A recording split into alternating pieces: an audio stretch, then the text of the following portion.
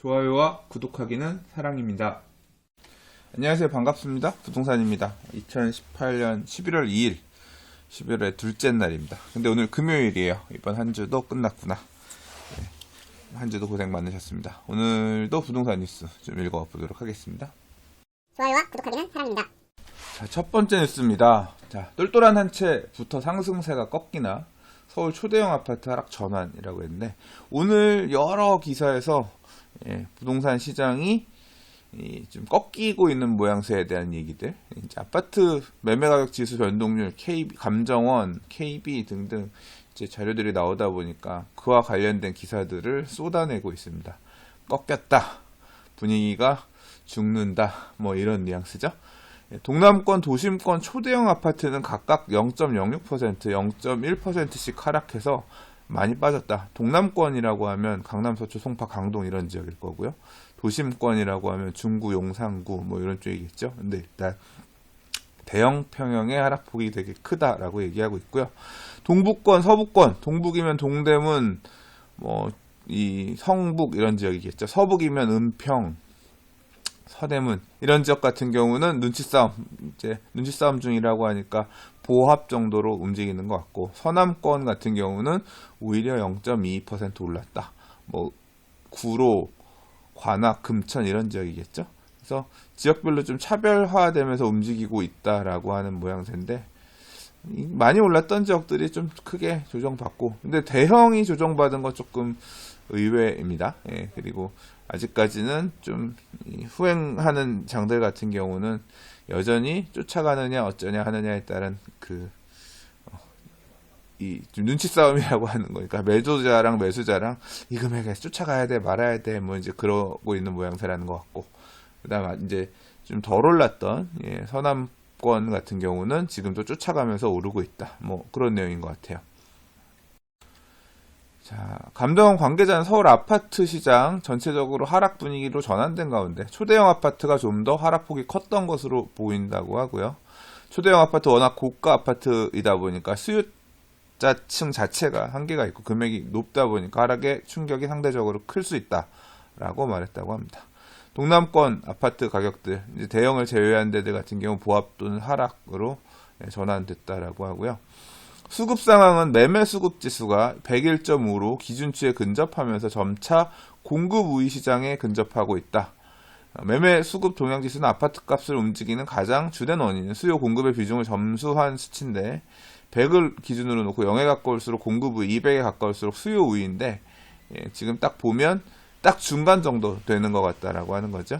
자, 요거는 감정원의 통계 자료, 감정원의 자료를 바탕으로 해서 지금 나온 건데, 조금 이따가 KB 관련된 자료들도 좀 하나 보도록 할게요. 좋아요와 구독하기는 사랑입니다. 자, 좀 전에 봤던 기사가 한국감정원의 자료를 토대로 나온 기사라고 하면, 이번 기사는 KB 부동산 자료를 가지고 나온 기사인데요. KB 매매가 전망 지수가 9월달 133에서 10월 97.2로 하락해서 집값이 떨어질 것 같다라고 하는 전망이 일단 많다고 하고요. 그 다음에 매수 우위 지수 같은 경우도 164에서 86으로 반토막 나서 매수자들보다 매도 쪽을 생각하는 사람들이 일단 지표상으로는 좀 많이 나타나는 것 같아 보이는 것 같습니다. 자, 2일 국민은행 부동산 플랫폼 KB 부동산 리본이 발표한 지난달 서울 지역의 주택 매매 가격 지수 전망 지수는 97.1을 기록해서 9월에 133에 비해서 35.8포인트 하락했고, 이 수치는 올해 5월 95.9를 기록한 이후 가장 낮은 것이라고 합니다. 11월 달에 분위기 더 안 좋으면 더 낮아질라나요? 자, 그리고 이 KB 부동산 매매 가격 전망 지수는 부동산 중개업소 대상으로 향후 3개월 이내 집값을 전망하는 것을 수치화한 것으로 100 기준으로 100 이상이면 상승, 100 미만이면 하락 의견이 많다는 것인데, 일단 97.2니까 100 미만이죠. 약간 빠질 것 같다 쪽에, 막 엄청나게 폭락이라기보다는 약간 빠질 것 같다라는 쪽으로 해석하고 있는 것 같아요. 자, 한편으로는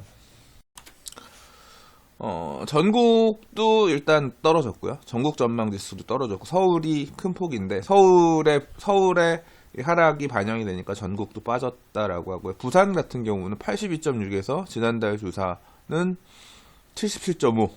그러니까 부산은 굉장히 안 좋게 보는 거예요. 82.6이었는데 이번에 조사에서는 77.5로 빠졌으니까 3개월 이내에 집이 더 하락할 거다라고 보는 중개업소가 더 많다는 얘기죠. 지금 뭐 울산 70.1, 강원 71.2, 충북 71.8, 경북 72.9, 경남 75.9 등등 이래서 그냥 경남권 또는 지방의 부동산 집값들이 떨어질 것 같다라고 보는 지역들이 많은데, 의외로 대전, 광주, 대구는 전망지수가 일단 100은 넘어서 약간은 오를 수도 있겠다, 이런 식으로 의견들을 보고 있는 것 같습니다. 한편으로 매수우위 지수, 올해 8월 말이었나요? 9월 초였나요? 이 지수 나오고 나서 전고점 뚫으면서 최고 높게 매수 우위 지수가 이렇게 높았던 시절이 있었는데, 자, 일단 매수 우위 지수 보면 85. 지난달에는 8월에는 164.5였는데, 9월에는 164.5였는데, 10월에는 85를 기록하면서 절반 수준으로 확 매수 심리가 꺾였다라고 생각이 보여집니다. 전국을 기준으로 놓고 보더라도 9월 74.3에서 10월에는 49.5를 기록하면서 50m로 떨어져서 엄청나게 비관적으로 보고 있는 것 같아요.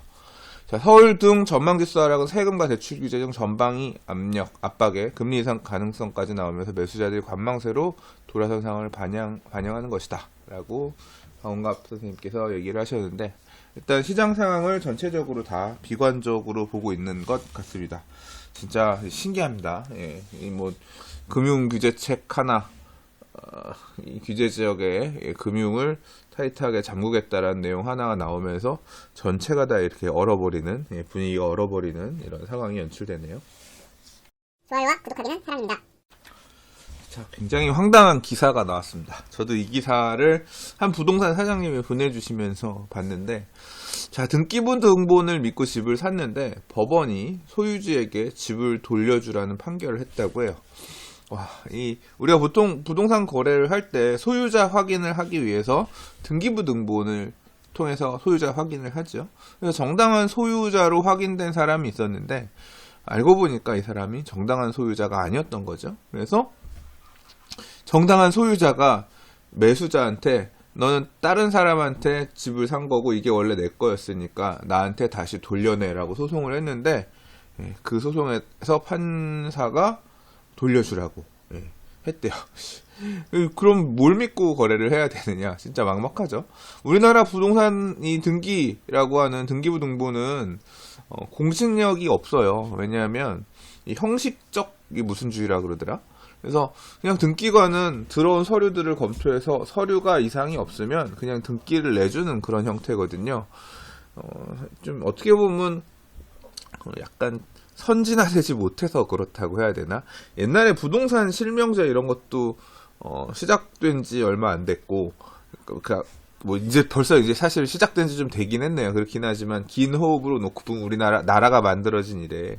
그러니까 좀 막 그런 부분들이 되게 뒤죽박죽이다 보니까 등기의 공신력을 만들고 등기의 이름이 기록되어 있는 사람이 진짜 소유자가 맞다라고 하려고 하면 그거를 등기 막 위조해가지고 예를 들어서 잘해서 등기만 되면 그 사람께 돼버리는 거잖아요. 그래서 일단 우리나라는 등기의 공신력을 인정하지 않고 있다라는 게 일단 현재 상황인 건데, 그래서 이번 사례도 보면 되게 억울한 상황이죠. 이게 내용은 이렇습니다. 한 아파트를 2016년 5월에 매수를 했는데, 매수는 이제 여자분한테 매수를 했나봐요. 그래서 이제 살고 있었는데, 작년 2017년 1월 달에 갑자기, 소송이 날라왔는데, 매도인 남편의 조카가, 이 집은 내가 상속받았어야 되는 집인데, 집을 지금 잘못 상속이 이루어졌기 때문에 내가 소유자다. 그러니까 집을 다른 사람한테 그러니까 진짜 소유자가 아닌 사람으로부터 매수를 하신 거기 때문에 저한테 돌려주세요. 이런 식으로 소송을 한 거예요. 근데 알고 보니까 이게 되게 찝찝해. 아무튼 2016년에 내연남과 짜고 남편에게 니코틴 원액을 주입해 살해한 아내가 이제 자기한테 판 거예요. 이 매수인한테. 그래서 뭐 알고 보니까 남편을 살해한 여자분이 상속을 받아서 자신한테 집을 팔았는데 나중에 남편을 살해하고 뭐 이런 일이 있다는 게 밝혀지면서 무기징역을 받은 거죠. 근데 이미 돈을 받아서 갔잖아요. 근데 이제 실제 소유자는 정당한 상속인은 조카다라고 해서 이 조카가 소송을 걸었다고 하는 겁니다. 그래서 이 법원에서는 일단 등기부에 그 매도인의 이름이 있다고 하더라도 실제 소유자가 아니다, 상속됐어야 되는 사람은 조카다라고 봐서 이렇게 판결을 한 것 같은데요. 자, 제가 아는 형님 중에서는 이 등기에 공신력이 없다는 이유로 부동산 취득을 이런 매매나 이런 방식이 아니라 경매를 통해서 경매로만 취득하는 분도 계세요. 자기가 이 부동산을 경매로 취득하는 이유는 등기에 공신력이 없기 때문이다, 이렇게 말씀하시는 분도 계신데, 우리나라도 이런 사고에 대비해서 보험 제도가 도입이 돼야 된다. 이런 거래 사례를 막을 수 있는 보험 제도가 도입돼야 된다는 그런 필요성에 대해서 전문가들이 얘기하고 있다고 합니다. 와, 이거 어떻게 진짜 피해야 될까? 사실 이제 이 건 관련해서 부동산 중개업자분이 얘기를 할 때 중개업자는 여기서 얼마나 과실 있나요? 얘기를 하시는데, 이게 등기부등본 확인하고 이 사람이 소유자가 맞다, 상속이 되는데 상속자가 정당한 상속자인지 아닌지 중개업자는 또 어떻게 알 수가 있어요? 매수자는 또 어떻게 알 수 있고, 진짜 황당하죠? 근데 그래서 보통 이게 이제 그 왜 민법에 보면 그런 거 있잖아요. 진이 아닌 의사표시, 또는 뭐 사기 강박에 의한 의사표시, 착오에 의한 의사표시, 그 다음에 이제 대리권 없는 사람이 대리를 했을 때 그걸 통해서 뭐 된 거에 대한 의사표시 등등 이런 것들이 있는데, 생각해보니까 이거는 하나도 적용되는 게 없는 것 같아요. 보통 그런 규정에 보면 뭐 선의의 제3자는 뭐 구제받을 수 있는, 선의의 제3자는 피해갈 수 있는 그런 규정이 있는 것 같은데, 진짜 이런 경우는 빠져나갈 구멍이 하나도 없나? 매수자 입장에서는. 와, 이거 그 얘기를 보고 나니까 진짜로 보험제도의 도입이 절실하겠구나. 보험제도가 있어야 되는 거 아닌가, 그런 생각이 들어요. 결국 이 방어할 수 없다라고 하면 문제가 일정 %로 발생했을 때, 그 발생했을 때 좀 구제받을 수 있을 만한 보험제도 등을 통해서 좀 이런 등기에 공신력이 없는 부분을 보완해주는 장치가 좀 마련이 돼야 안심하고 주택을 사고 팔고 할 수 있지 않겠냐 생각이 듭니다. 화난 사람들 또는 이제 댓글 의견도 되게 많습니다. 이 제도에 대한 비판, 그런 얘기 드리겠죠. 좋아요와 구독하기는 사랑입니다. 자, 오늘 준비한 마지막 기사입니다. 후암동 재건축 관련된 얘기인데요.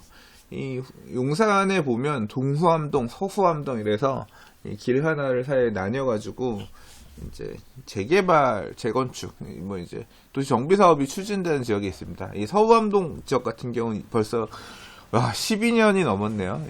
2006년, 2006년에 일단 단독주택 재건축 사업으로 이제 사업 방식으로 정비 예정 구역이 된 지역, 후암 1구역이라는 지역이 있고요.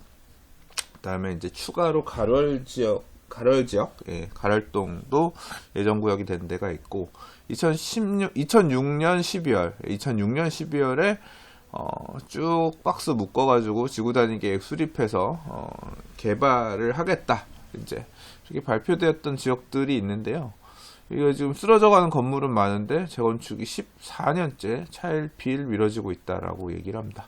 개별적으로 사업 추진을 하려고 하더라도 이 박스를 그려줘야 되는 상위, 서울시가 오세훈 시장 시절에는 이 일대를 뭐 통합개발, 뭐 이 용산 공원 개발, 남산과 용산에 길을 잇게끔 한다라고 해가지고 전체적으로 밑그림 지구단위 계획을 수립하고 그 계획에 따라서 가야 된다. 그래서 이 해방촌 지역의 일부랑 묶어가지고 통합개발 하라고 하면서 이제 지구단위 계획 던져놨는데, 주민들 간에 합의도 안 되고 이 결합개발이라는 것 자체도 생소하고 잘 이루어지지가 않아서 사업 추진이 더뎠고, 물론 이제 그 시절에 하락장이 있었던 부분도 원인이긴 하지만 안 됐던 부분이 있고, 보시는 것처럼 되게 낙후되고 낡은 지역이에요. 낡은 지역인데 그다음에 그래서 2005년에 이 일대가 지구단위 계획이 블럭 나뉘어가서 추진할 수 있게끔 지구단위 계획이 나오긴 나왔는데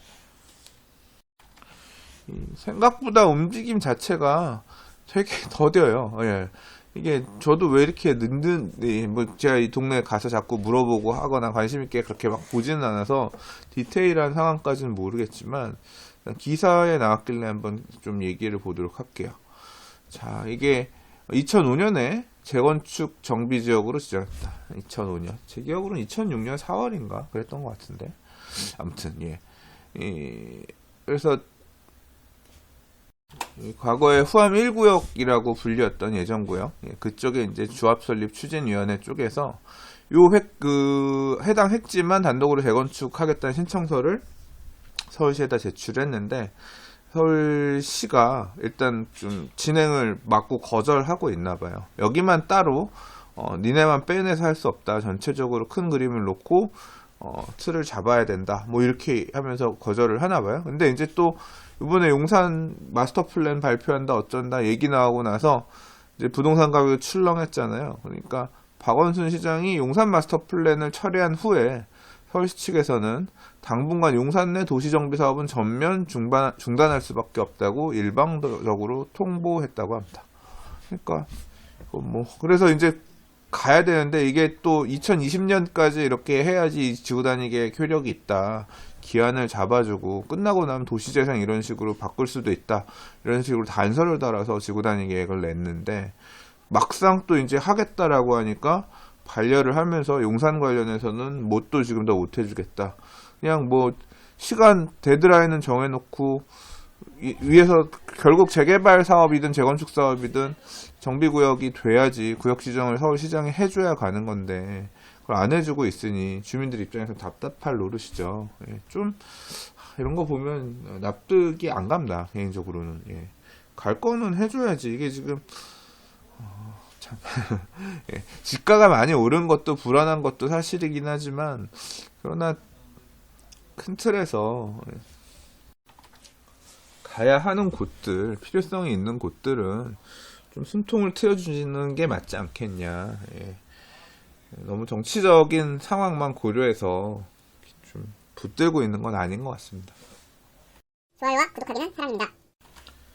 자, 오늘 준비한 뉴스는 여기까지입니다. 예, 오늘도 봐주셔서 들어주셔서 감사합니다. 네, 내일은 삼토시님하고 인터뷰가 있네요. 예, 이번에 책 나온 삼토시님하고 팟캐스트 방송을 내일 촬영할 건데요. 녹음할 건데요. 그 내용도 부동산 TV 통해서 주말 정도에 한번 업로드 해볼 수 있도록 하겠습니다. 아마 도움되는 얘기들, 재밌는 얘기들 있을 거라고 생각합니다. 주말에 부동산 TV 뭐 새로 올라온 거 없나 잘 기다려 주시면 감사하겠습니다. 오늘도 봐주셔서 들어주셔서 감사해요. 부동산이었습니다.